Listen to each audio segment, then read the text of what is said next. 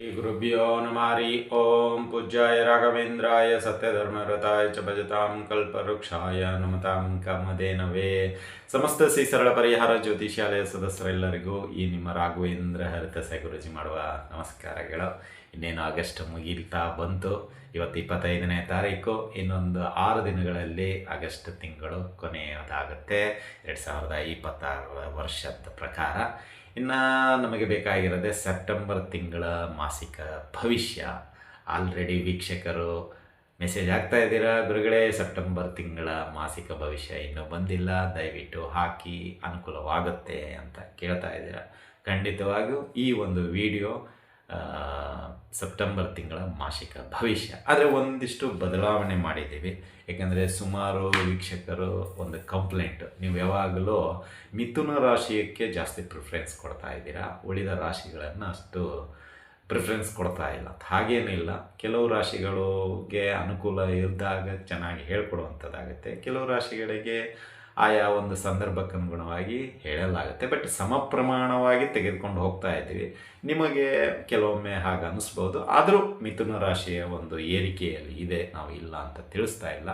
But ನಾವು ಎಲ್ಲವನ್ನ ಸಮ ಪ್ರಮಾಣದಲ್ಲಿ ತೆಗೆದುಕೊಂಡು ಹೋಗಲು ಇಚ್ಛಿಸುತ್ತೇವೆ. ಹಾಗಾಗಿ ನಿಮ್ಮ ಮನಸ್ಸಿಗೂ ಬೇಜಾರಾಗಬಾರ್ದು. ಹಾಗಾಗಿ ಈ ಒಂದು ಸೆಪ್ಟೆಂಬರ್ ತಿಂಗಳ ಮಾಸಿಕ ಭವಿಷ್ಯದಲ್ಲಿ ನಾವು ಮೀನ ರಾಶಿಯಿಂದ ಮೇಷರಾಶಿಯವರೆಗೂ ಹೋಗೋದು. ಅಂದರೆ ನಿಮಗೂ ಬೇಜಾರಾಗಬಾರ್ದು. ಯಾಕೆಂದರೆ ನಮ್ಮ ರಾಶಿ ಕೊನೆಗೆ ಹೇಳ್ತಾರೆ, ಕೆಲವೊಮ್ಮೆ ಹರಿಬರಿಯಲ್ಲಿ ಹೇಳ್ಬೋದು, ಹಾಗೆ ಹೀಗೆ ಅಂತ ಇದ್ದರೆ ಹಾಗೇನಿಲ್ಲ.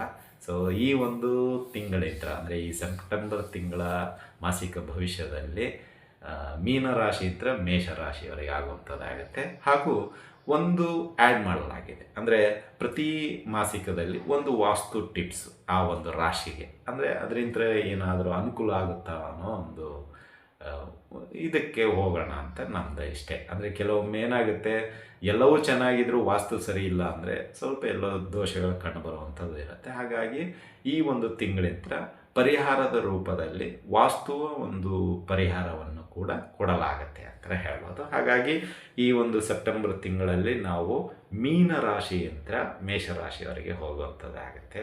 ಸೊ ಅದಕ್ಕಿಂತ ಮುಂಚಿತವಾಗಿ ನಾವು ಈಗ ಗ್ರಹಗಳ ಒಂದು ಸಂಚಾರ ಮತ್ತು ಈ ಒಂದು ಸೆಪ್ಟೆಂಬರ್ ತಿಂಗಳಲ್ಲಿ ಬರ್ತಕ್ಕಂತಹ ಶುಭ ದಿನಗಳು ಯಾವ್ಯಾವ ಎಲ್ಲವನ್ನು ಒಂದೊಂದಾಗಿ ತಿಳಿದುಕೊಳ್ಳೋಣ ಬನ್ನಿ. ಹಾಗಾದರೆ ಅಂದರೆ ಇಲ್ಲಿ ಸೆಪ್ಟೆಂಬರ್ ತಿಂಗಳಲ್ಲಿ ಮೊದಲನೇದಾಗಿ ನೋಡೋದಾದರೆ ಶನಿ ಮಹಾರಾಜರು ಮೀನ ರಾಶಿಯಲ್ಲೇ ವಕ್ರಿಯರಾಗಿ ಸಂಚಾರ ಮಾಡ್ತಾ ಇದ್ದಾರೆ. ಅದೇ ರೀತಿಯಾಗಿ ರಾಹು ಕುಂಭರಾಶಿಯಲ್ಲಿದ್ದಾರೆ, ಕೇತು ಸಿಂಹ ರಾಶಿಯಲ್ಲಿದ್ದಾರೆ, ಇನ್ನು ಕುಜ ಮಿಥುನ ರಾಶಿಯಲ್ಲಿದ್ದಾರೆ, ಗುರು ಕರ್ಕಟಕ ರಾಶಿಯಲ್ಲಿದ್ದಾರೆ.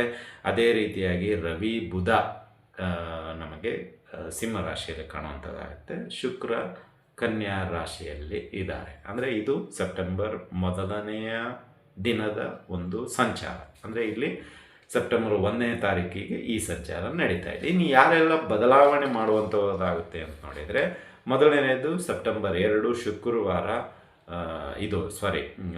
2ನೇ ತಾರೀಕು ಶುಕ್ರ ಗ್ರಹ.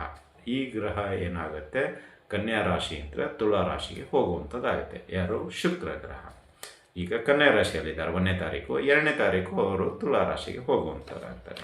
ಅದೇ ರೀತಿಯಾಗಿ ಸೆಪ್ಟೆಂಬರ್ 7ನೇ ತಾರೀಕು ಬುಧ ಸಿಂಹ ರಾಶಿಯಿಂದ ಕನ್ಯಾ ರಾಶಿಗೆ ಬರುವಂಥವ್ರು ಆಗ್ತಾರೆ. ಸೊ ಈ ಒಂದು ಸಮಯದಲ್ಲಿ ಭದ್ರ ರಾಜಯೋಗವು ಕೂಡ ಕೂಡಿ ಬರುವಂಥದ್ದಾಗುತ್ತೆ. ಇನ್ನು ಅದೇ ರೀತಿಯಾಗಿ ಸೆಪ್ಟೆಂಬರ್ 17 ಸೂರ್ಯ ಸಿಂಹ ರಾಶಿಯಿಂದ ಕನ್ಯಾ ರಾಶಿಗೆ ಬರುವಂಥದ್ದಾಗುತ್ತಾರೆ. ಬುಧ ಆದಿತ್ಯ ಯೋಗವು ಕೂಡ ಕೂಡಿ ಬರುವಂಥದ್ದಾಗುತ್ತೆ ಈ ಸಮಯದಲ್ಲಿ. ಅಂದರೆ ಕನ್ಯಾ ಸಂಕ್ರಾಂತಿ ಆಗುವಂಥದ್ದಾಗುತ್ತೆ ಸೆಪ್ಟೆಂಬರ್ 17. ಇನ್ನು ಸೆಪ್ಟೆಂಬರ್ 18 ಕುಜ ಮಿಥುನ ರಾಶಿಯಿಂದ ಕರ್ಕಟಕ ರಾಶಿಗೆ ಬರುವಂಥದ್ದಾಗ್ತಾರೆ. ಸೊ ಇದಿಷ್ಟು ಒಂದಿಷ್ಟು ಗ್ರಹಗಳ ಸಂಚಾರ. ಅಂದರೆ ಇಷ್ಟೇ, ಇಲ್ಲಿ ಬುಧ ಶುಕ್ರ ಮತ್ತು ಸೂರ್ಯ ಬದಲಾವಣೆ ಇದೆ. ಉಳಿದ ಎಲ್ಲ ಗ್ರಹಗಳು ಆಯಾ ಒಂದು ಸಂಚಾರದಲ್ಲೇ ಕಂಟಿನ್ಯೂ ಆಗ್ತಾರೆ ಅಂತೇಳಿ. ಇನ್ನು ಹಬ್ಬಗಳು ನೋಡೋದಾದರೆ 2ನೇ ತಾರೀಕು ಬಲರಾಮ್ ಜಯಂತಿ ಇದೆ, 4ನೇ ತಾರೀಕು ಕೃಷ್ಣ ಜನ್ಮಾಷ್ಟಮಿ ಇದೆ, 7ನೇ ತಾರೀಕು ಅಜಯ ಏಕಾದಶಿ ಇದೆ, 11ನೇ ತಾರೀಕು ಶ್ರಾವಣ ಅಮಾವಾಸ್ಯೆ ಇದೆ, 12ನೇ ತಾರೀಕು ವರಹ ಜಯಂತಿ ಇದೆ, 14ನೇ ತಾರೀಕು ಗಣೇಶ ಚತುರ್ಥಿ, ಗಣೇಶನ ಹಬ್ಬ ಸೊ ಅದು ಬರುವಂಥದ್ದಾಗತ್ತೆ. ಇನ್ನು 17ನೇ ತಾರೀಕು ಕನ್ಯಾ ಸಂಕ್ರಾಂತಿ, ಅಂದರೆ ಸೂರ್ಯ ಕನ್ಯಾ ರಾಶಿಗೆ ಬರುವಂಥದ್ದಾಗತ್ತೆ. 22ನೇ ತಾರೀಕು ಪರಿವರ್ತಿನಿ ಏಕಾದಶಿ ಬರುವಂಥದ್ದಾಗತ್ತೆ. 25 ಅನಂತ ಚತುರ್ದಶಿ ಇದೆ, ಕೆಲವು 24 ಇದೆ, 25 ಇದೆ, ಆಯಾ ಮಠದ ಪಂಚಾಂಗ ಪ್ರಕಾರ ಹೋಗ್ಬೋದು. ಇನ್ನು 26 ಹುಣ್ಣಿಮೆ ಇದೆ, ಅದೇ ದಿನ ಪಿತೃಪಕ್ಷ ಪ್ರಾರಂಭ ಆಗುವಂಥದ್ದಾಗತ್ತೆ. ಅಂದರೆ ಈ ಒಂದು ಸೆಪ್ಟೆಂಬರ್ ತಿಂಗಳಲ್ಲಿ ಪಿತೃಪಕ್ಷನೇ ಪ್ರಾರಂಭ ಆಗುವಂಥದ್ದಾಗುತ್ತೆ ಅಂತ ಹೇಳ್ಬೋದು. ಇದಾಗಿತ್ತು ಈ ಒಂದಿಷ್ಟು ಗ್ರಹಗಳ ಸಂಚಾರ ಮತ್ತು ವಿಶೇಷ ದಿನಗಳು. ಇದಕ್ಕನುಗುಣವಾಗಿ ದ್ವಾದಶ ರಾಶಿಗಳ ಭವಿಷ್ಯ ಯಾವೆಲ್ಲ ರೀತಿಯಲ್ಲಿರುತ್ತೆ ಮೀನ ರಾಶಿಯಿಂದ ಮೇಷ ರಾಶಿಯವರಿಗೆ ಎಂಬುದು ತಿಳ್ಕೊಳ್ಳೋಣ ಬನ್ನಿ.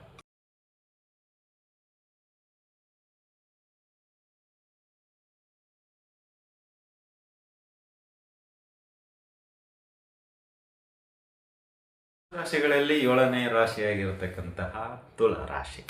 ಈ ತುಲಾ ರಾಶಿಯವರಿಗೆ ಈ ಒಂದು ಸೆಪ್ಟೆಂಬರ್ ತಿಂಗಳಲ್ಲಿ ಬರತಕ್ಕಂತಹ ಅನುಕೂಲತೆ, ಅನಾನುಕೂಲತೆ ಹಾಗೂ ಪರಿಹಾರಗಳು ಯಾವ ರೀತಿಯಲ್ಲಿ ಇರುತ್ತೆ ಎಂಬುದನ್ನು ನೋಡೋದಾದರೆ, ಇಲ್ಲಿ ತುಲಾ ರಾಶಿಯವರಿಗೆ ಹೊಸ ಹೊಸ ಅವಕಾಶಗಳು ಸಿಗುವಂಥದ್ದಾಗತ್ತೆ ಮತ್ತು ಮನೆಗೆ ಅತಿಥಿಗಳ ಆಗಮನ ಆಗುವಂಥದ್ದಾಗತ್ತೆ ಮತ್ತು ನೀವು ಒಂದು ಪ್ರದೇಶದಿಂದ ಇನ್ನೊಂದು ಪ್ರದೇಶಕ್ಕೆ ಹೋಗುವಂಥದ್ದಾಗತ್ತೆ ಮತ್ತು ನಿಮ್ಮ ಮೇಲೆ ಇಟ್ಟಿರ್ತಕ್ಕಂತಹ ನಂಬಿಕೆಯನ್ನು ನೀವು ಉಳಿಸ್ಕೊಳ್ಳುವಂಥದ್ದಾಗತ್ತೆ ಹಾಗೂ ನೀವು ಇನ್ನೊಬ್ಬರ ಮೇಲೆ ಇಟ್ಟಿರ್ತಕ್ಕಂತಹ ನಂಬಿಕೆ ಕೂಡ ನೀವು ನಂಬುವಂಥದ್ದಾಗತ್ತೆ ಮತ್ತು ನಿಮ್ಮ ಮನಸ್ಸಿನಲ್ಲಿ ನಾನಾ ರೀತಿಯ ಆಲೋಚನೆಗಳು ಬರುವಂಥದ್ದಾಗಿರುತ್ತೆ. ಅದನ್ನು ನೀವು ತಕ್ಕ ಮಟ್ಟಿಗೆ ಯಶಸ್ವಿಯಾಗಲು ಏನೆಲ್ಲ ಬೇಕೋ ಅದಕ್ಕೆ ಪ್ರಯತ್ನ ಮಾಡುವಂಥದ್ದಾಗುತ್ತೆ ಅಂತಲೇ ಹೇಳ್ಬೋದು. ಹಾಗಾದರೆ ಬನ್ನಿ, ಈ ಒಂದು ಸೆಪ್ಟೆಂಬರ್ ತಿಂಗಳಲ್ಲಿ ಏನು ಅನುಕೂಲತೆಗಳು ಇದೆ ಅಂತ ಮೊದಲನೇದಾಗಿ ನೋಡೋದಾದರೆ, ಇಲ್ಲಿ ತುಲಾ ರಾಶಿಯವರಿಗೆ ಮೊದಲನೇದಾಗಿ ವೃತ್ತಿ ಮತ್ತು ವ್ಯಾಪಾರದಲ್ಲಿ ನೋಡೋದಾದರೆ ನಿಮಗೆ ಒಂದಿಷ್ಟು ಅನುಕೂಲತೆಗಳು ಇದೆ. ಅಂದರೆ ನಿಮ್ಮ ಮಾತಿಗೆ ಗೌರವ, ನಿಮ್ಮ ಒಂದು ಸಂಬಂಧಪಟ್ಟಂಥ ವಿಷಯಗಳಿಗೆ ಸಹಕಾರ ಮತ್ತು ನಿಮ್ಮ ಕೆಲಸ ಅಚ್ಚುಕಟ್ಟು ನೋಡಿ ಅವರು ಫಾಲೋವರ್ ಆಗುವಂಥದ್ದು ಅಥವಾ ತಪ್ಪುಗಳನ್ನು ಮನ್ನಿಸಿ ಫ್ರೆಂಡ್ಶಿಪ್ ಮಾಡ್ಕೊಳ್ಳುವಂಥದ್ದು ಅಥವಾ ನಿಮ್ಮ ಒಂದು ಕೆಲಸ ಕೈಂಕರ್ಯಗಳನ್ನು ಫಾಲೋಅಪ್ ಮಾಡಿ ಬೇಗ ಕೆಲಸ ಮುಗಿಸಿ ನಿಮ್ಮ ಹತ್ರ ಗೈಡೆನ್ಸ್ ತಗೊಳ್ಳುವಂಥದ್ದು. ಅಂದರೆ ಒಟ್ಟಿನಲ್ಲಿ ನಿಮ್ಮ ಜವಾಬ್ದಾರಿಯ ಜೊತೆಗೆ ಇನ್ನೊಬ್ಬರನ್ನು ನೀವು ತಿದ್ದುವಂಥದ್ದಾಗತ್ತೆ, ಮಾರ್ಗದರ್ಶನ ಕೊಡುವಂಥದ್ದಾಗತ್ತೆ ಮತ್ತು ನಿಮ್ಮ ಜೊತೆ ಕರೆದುಕೊಂಡು ಹೋಗುವಂಥದ್ದು ಆಗುತ್ತೆ. ಹೀಗಾಗಿ ತುಲಾರಾಶಿಯವರಿಗೆ ಈ ಒಂದು ತಿಂಗಳಲ್ಲಿ ತುಂಬ ಅನುಕೂಲತೆ ಕಂಡು ಬರುವಂಥದ್ದು ಇದೆ ಸ್ವಲ್ಪ ಮಟ್ಟಿಗೆ ಅಂತ ಹೇಳ್ಬೋದು. ಇನ್ನು ಅದೇ ರೀತಿ ಉದ್ಯೋಗದಲ್ಲಿ ಸ್ವಲ್ಪ ಏರಿಳಿತ ಇದ್ದೇ ಇರುತ್ತೆ, ಆದ್ರೂ ಕೊನೆಯಲ್ಲಿ ನಿಮ್ಮ ಒಂದು ಮಾತಿಗೆ ಖಂಡಿತವಾಗಿ ಗೌರವ ಇದೆ ಅಂತ ಹೇಳೋದು. ವ್ಯಾಪಾರದಲ್ಲಿಯೂ ಅಷ್ಟೇ ಅಲ್ಪ ಪ್ರಮಾಣದಲ್ಲಿ ಲಾಭ ಈ ತಿಂಗಳು ಸಿಗುವಂಥದ್ದು ಇರುತ್ತೆ ಅಂತ. ಇನ್ನು ಕೌಟುಂಬಿಕವಾಗಿ ನೋಡೋದಾದರೆ ನಿಮ್ಮ ಒಂದು ಮಾತಿಗೆ ಗೌರವ, ಇನ್ನೊಬ್ಬರ ಮಾತಿಗೆ ಗೌರವ ಎಲ್ಲವೂ ಲಭಿಸುವಂಥದ್ದಾಗತ್ತೆ. ಈ ಒಂದು ಸಂದರ್ಭದಲ್ಲಿ ಪ್ರತಿ ವಿಷಯಕ್ಕೂ ತರ್ಕ ಬೇಡದೇ ಇರುವ ವಿಷಯ ಆಗಿರುತ್ತೆ ಮತ್ತು ಅನ್ಯೋನ್ಯತೆಯಿಂದ ಕೂತ್ಕೊಂಡು ಏನೆಲ್ಲ ಆಗಬೇಕು ಏನೆಲ್ಲ ಆಗಬಾರದು ಅನ್ನೋ ಒಂದು ವಿಷಯಕ್ಕೆ ನೀವು ಬದ್ಧರಾಗಿರ್ತೀರಾ ಅಂತಲೇ ಹೇಳ್ಬೋದು. ಇನ್ನು ಈ ಒಂದು ತಿಂಗಳಲ್ಲಿ ಆದಷ್ಟು ಕುಟುಂಬದ ಒಂದು ಮಾತಿಗೆ ಬೆಲೆ ಕೊಟ್ಟು ಅವರು ಹೇಳಿದಂಗೆ ಮುಂದುವರಿಸ್ಕೊಂಡು ಹೋಗುವಂಥದ್ದಾಗ್ತದೆ. ಇನ್ನು ಆರ್ಥಿಕವಾಗಿ ಬರೋದಾದರೆ ಖಂಡಿತವಾಗಿಯೂ ಆದಾಯದ ಮೂಲ ಏರಿಕೆ ಇದೆ, ಆದರೆ ಖರ್ಚುಗಳು ಮಾತ್ರ ತುಂಬ ಬರುವಂಥದ್ದು ಇದೆ. ಸೊ ವೈಯಕ್ತಿಕ ಖರ್ಚುಗಳು, ಧಾರ್ಮಿಕ ಖರ್ಚುಗಳು, ಮೆಡಿಸಿನ್ ಖರ್ಚುಗಳು, ಮಕ್ಕಳ ಒಂದು ಖರ್ಚುಗಳು, ಮನೆ ಇತರೆ ಕುಟುಂಬ ಸದಸ್ಯರ ಖರ್ಚುಗಳು, ಎಲ್ಲ ಖರ್ಚುಗಳು ಒಟ್ಟಿಗೆ ಬರ್ತಾ ಇರೋದರಿಂದ ನಿಭಾಯಿಸೋದು ಕಷ್ಟ ಆಗಿಬಿಡುತ್ತೆ. ಯಾವುದು ಪ್ರಿಯಾರಿಟಿ ಕೊಡಬೇಕೆಂಬುದು ಕನ್ಫ್ಯೂಸ್ ಆಗೋಗ್ಬಿಡುತ್ತೆ. ಸೊ ಈ ಒಂದು ತಿಂಗಳಲ್ಲಿ ನಮ್ಮ ಪ್ರಕಾರ ಅಲ್ಪ ಪ್ರಮಾಣದಲ್ಲಿ ಸಾಲ ಮಾಡುವಂತಹ ಪ್ರಮೇಯ ಬರಬಹುದು. ಸೊ ಯಾವುದೋ ಒಂದು ಬಲವಾದ ಖರ್ಚು ಮಾಡಲೇಬೇಕಾಗಿರುತ್ತೆ, ಬಟ್ ಕೈಯಲ್ಲಿ ದುಡ್ಡಿಲ್ಲ, ಅದಕ್ಕೆ ನೀವು ಇನ್ನೊಬ್ಬರ ಸಹಾಯದ ಮುಖಾಂತರ ಆ ಖರ್ಚುಗಳನ್ನು ನಿಭಾಯಿಸುವಂಥದ್ದಾಗುತ್ತೆ ಅಂತ ಹೇಳ್ಬೋದು. ಇನ್ನು ಅದೇ ರೀತಿ ವಿದ್ಯಾರ್ಥಿಗಳ ವಿಷಯಕ್ಕೆ ಬರೋದಾದರೆ ಈ ತಿಂಗಳು ಸ್ವಲ್ಪ ಅಪಸ್ವರ ಅಂತೇಳಿ, ಯಾಕೋ ಅನಾರೋಗ್ಯದ ಸಮಸ್ಯೆ ಅಥವಾ ನೆಗೆಟಿವ್ ವಿಚಾರಗಳು ಜಾಸ್ತಿ ಇರುತ್ತೆ. ಯಾರಾದರೂ ಓದು ಅಂದರೆ ನನ್ನ ಕೈಲಿ ಆಗಲ್ಲ, ನನಗೆ ಓದಲಿಕ್ಕೆ ಆಗ್ತಾ ಇಲ್ಲ, ಮೆಮೊರಿ ಕೂಡ್ತಾ ಇಲ್ಲ, ಏನು ಮಾಡಬೇಕು ಗೊತ್ತಾಗ್ತಾ ಇಲ್ಲ, ನನಗೆ ಸಮಯ ಸಾಲದು, ಏನೇನೋ ಮಾತಾಡಲಿಕ್ಕೆ ಸ್ಟಾರ್ಟ್ ಮಾಡ್ತಾರೆ. ಅದೇನೋ ಹೇಳ್ತಾರಲ್ಲ, ಕಾಗೆ ಕೂಡೋದು ಕುಟ್ಟಂಗೆ ಮರೆಯೋದಕ್ಕೂ ನನಗೆ, ನಾವು ಓದು ಅಂತ ಹೇಳೋದಕ್ಕೂ ಅವನಿಗೇನೋ ಒಂದು ಅನ್ವಾಂಟೆಡ್ ರೀಸನ್ ಹೇಳೋದಕ್ಕೂ ಏನೋ ಅರ್ಥ ಆಗ್ತಾನೆ ಇಲ್ಲ ಅಂತ ಅನಿಸ್ಬಿಡುತ್ತೆ. ಅಂದರೆ ಎಲ್ಲೋ ನಿಮ್ಮನ್ನು ಈ ತಿಂಗಳು ಎಲ್ಲರೂ ಬೈಯುವಂಥವ್ರು ಆಗ್ತಾರೆ, ಓದು ಓದು ಓದು ಓದು ಅಂತ. ಆದರೆ ತಲೆಗೆ ನಿಮಗೆ ಹತ್ತೋದಿಲ್ಲ ಅಂತ ನೀವು ಹಾಗೆ ಹೇಳುವಂಥದ್ದಾಗುತ್ತೆ. ಅಂದರೆ ಇಲ್ಲಿ ವಿದ್ಯಾರ್ಥಿಗಳಿಗೆ ಈ ತಿಂಗಳು ಅಷ್ಟು ಯೋಗಕರವಾದ ದಿನಗಳು ಸೆಪ್ಟೆಂಬರ್ ತಿಂಗಳಲ್ಲಿಲ್ಲ. ಹಾಗಾಗಿ ಸರಸ್ವತಿ ದೇವಿಯ ಆರಾಧನೆ, ಕೆಲವು ಮುದ್ರೆಗಳು ಮಾಡುವುದ್ರೆ ತುಂಬ ಅನುಕೂಲ ಅಂತಲೇ ಹೇಳ್ಬೋದು. ಇನ್ನು ಇತರೆ ವಿಷಯಕ್ಕೆ ಬರೋದಾದರೆ ಕೋರ್ಟು ಕಚೇರಿ ಇಂಥ ವಿಷಯಗಳಿಗೆ ಸ್ವಲ್ಪ ನಿಮಗೆ ಅಧಿಕ ಖರ್ಚುಗಳು ಬರುವಂಥದ್ದಾಗತ್ತೆ. ಮತ್ತು ಕೆಲವು ಸಾಕ್ಷಿಗಳ ಕೊರತೆಯಿಂದ ವ್ಯಾಜ್ಯ ಪೋಸ್ಟ್ಪೋನ್ ಆಗುವಂಥದ್ದು ಇದೆ. ಮತ್ತು ನಿಮ್ಮ ಲಾಯರ್ಗೂ ನಿಮಗೂ ಸಣ್ಣ ಪುಟ್ಟ ವ್ಯತ್ಯಾಸಗಳಿಂದ ವಾದ ವಿವಾದಕ್ಕೆ ಇಳಿಯುವಂಥದ್ದಾಗುತ್ತೆ. ಸ್ವಲ್ಪ ಹುಷಾರದಿಂದ ತುಲಾರಾಶಿಯವರು ಡೀಲ್ ಮಾಡ್ಕೊಳ್ಳೋದು ತುಂಬ ಉತ್ತಮ ಅಂತಲೇ ಹೇಳ್ಬೋದು. ಇನ್ನು ಅದೇ ರೀತಿಯಾಗಿ ಕೆಲವು ಅತಿಥಿಗಳ ಆಗಮನ ಈ ಒಂದು ತಿಂಗಳಲ್ಲಿ ಆಗುವಂಥದ್ದಾಗತ್ತೆ. ಅದಕ್ಕೆ ಸ್ವಲ್ಪ ನಿಮಗೂ ಅವರಿಗೂ ಕುಶಲೋಪಚಾರಿ, ಕೆಲವು ತಪ್ಪುಗಳನ್ನು ಮನ್ನಿಸಿ, ಅವರು ತಪ್ಪುಗಳನ್ನು ನೀವು ಮನ್ನಿಸಿ, ಎಲ್ಲ ಒಗ್ಗಟ್ಟಾಗಿ ಇರುವಂತೆ ಈ ಒಂದು ತಿಂಗಳಲ್ಲಿ ಅವರ ಒಂದು ಆಗಮನದಿಂದ ನವ ಉಲ್ಲಾಸ ಉತ್ಸಾಹ ಬರುವಂಥದ್ದಾಗುತ್ತೆ ತುಲಾ ರಾಶಿಯವರಿಗೆ. ಇದಿಷ್ಟು ಅನುಕೂಲ ಪಾರ್ಟ್. ಇನ್ನು ಅನಾನುಕೂಲ ಪಾರ್ಟಕ್ಕೆ ಬರೋದಾದರೆ ಈ ಒಂದು ಅನಗತ್ಯ ಖರ್ಚುಗಳು ಅಥವಾ ಅಧಿಕವಾದ ಖರ್ಚುಗಳೇ ನಿಮಗೆ ತಲೆನೋವು ತಂದು ಇಟ್ಟುಬಿಡುತ್ತೆ. ಏನು ಮಾಡಿದರೂ ಅದು ಬಗೆಹರಿಲಾರದಂಥ ಸಮಸ್ಯೆ ಈ ತಿಂಗಳಲ್ಲಿ ತುಲಾ ರಾಶಿಯವರಿಗೆ. ಎಷ್ಟೇ ದುಡ್ಡು ಬಂದರೂ ಸಾಲದು, ಕೈಯಲ್ಲಿ ನಿಲ್ತು. ಇದರಿಂದ ಒಬ್ಬರ ಮೇಲೆ ಒದರಾಡುವುದು ಜಾಸ್ತಿ ಆಗೋಗುತ್ತೆ. ಯಾವುದೋ ವಿಷಯಕ್ಕೆ ಯಾರನ್ನೋ ಟಾರ್ಗೆಟ್ ಮಾಡಿಬಿಡ್ತೀರ. ಈಗ ಹೆಂಡತಿ ದುಡ್ಡು ಕೇಳಿದರೆ ಮಗಳಿಗೆ ಬೈಯುವಂಥದ್ದಾಗುತ್ತೆ, ಅಥವಾ ಮಗ ದುಡ್ಡು ಕೇಳಿದರೆ ಹೆಂಡತಿಗೆ ಬೈಯುವಂಥದ್ದಾಗುತ್ತೆ, ಅಥವಾ ಹೆಂಡತಿ ಗಂಡಗೆ ದುಡ್ಡು ಕೇಳಿದರೆ ಹೆಂಡತಿ ಮಾವಗೆ ಅತ್ತೆಗೆ ಬೈಯುವಂಥದ್ದು, ಅಥವಾ ಮಕ್ಕಳಿಗೆ ಬೈಯುವಂಥ, ಈ ರೀತಿ ಇಂಡೈರೆಕ್ಟಾಗಿ ಬೈಯುವಂತಹದ್ದು ಜಾಸ್ತಿ ಆಗುತ್ತೆ ತುಲಾ ರಾಶಿಯವರಿಗೆ ಈ ತಿಂಗಳು. ಅಂದರೆ ಸ್ವಲ್ಪ ಈ ಆರ್ಥಿಕ ವಿಷಯಕ್ಕೆ ಸ್ವಲ್ಪ ಮನಸ್ತಾಪಗಳು ಬರುವಂಥದ್ದಾಗುತ್ತೆ, ಅಥವಾ ಏನೋ ಸ್ವಲ್ಪ ಸಣ್ಣ ಪುಟ್ಟ ಸಮಸ್ಯೆ ಜಾಸ್ತಿ ಆಗುವಂಥದ್ದು ಇದೆ. ಅದೇ ರೀತಿ ದೂರದ ಪ್ರಯಾಣ ಖರ್ಚುಗಳು, ಮತ್ತೆ ದೂರದ ಪ್ರಯಾಣ ಯಾವುದೋ ಅನಾವಶ್ಯಕವಾದ ಪ್ರಯಾಣ ಮಾಡಿಬಿಡ್ತೀರಾ, ಅರ್ಧಕ್ಕೆ ಸಿಕ್ಕಾಕೊಳ್ತೀರಾ, ಅಲ್ಲಿದ್ದರೆ ಹೊರಗಡೆ ಬರ್ಲಿಕ್ಕೆ ಸ್ವಲ್ಪ ಪ್ರಯತ್ನ ಮಾಡಬೇಕಾಗುತ್ತೆ, ಸ್ವಲ್ಪ ಖರ್ಚು ಮಾಡಬೇಕಾಗುತ್ತೆ. ಹಾಗಾಗಿ ನೋಡಿ, ಅವಶ್ಯಕತೆ ಇದ್ದರೆ ಮಾತ್ರ ದೂರದ ಪ್ರಯಾಣ ಮಾಡಿ. ಸುಮ್ಮನೆ ನನಗೆ ಮನಸ್ಸು ಸರಿ ಇಲ್ಲ ಅಂತ ಸುಮ್ಮನೆ ಬ್ಯಾಗ್ ಎತ್ಕೊಂಡು ಹೋದರೆ ಕಷ್ಟಕ್ಕೆ ಈಡಾಗ್ತೀರಾ, ಖರ್ಚುಗಳು ಅಧಿಕ ಬರುವಂಥದ್ದಾಗುತ್ತೆ, ನಿಭಾಯಿಸಲು ಕಷ್ಟ ಆಗುತ್ತೆ ಅಂತ ಹೇಳ್ಬೋದು. ಇನ್ನು ಸಣ್ಣ ಪ್ರಮಾಣದ ಸಾಲ ಅಂತ ಹೇಳಿದ್ವಿ, ಅದು ಕೂಡ ಈ ಒಂದು ತಿಂಗಳಲ್ಲಿ ಆಗುವಂಥದ್ದಿದೆ. ನೋಡಿ, ಅವಶ್ಯಕತೆ ಇದ್ದರೆ ಮಾತ್ರ ಮಾಡಿ, ಇಲ್ಲದೇ ಇದ್ದರೆ ಬೇಡ.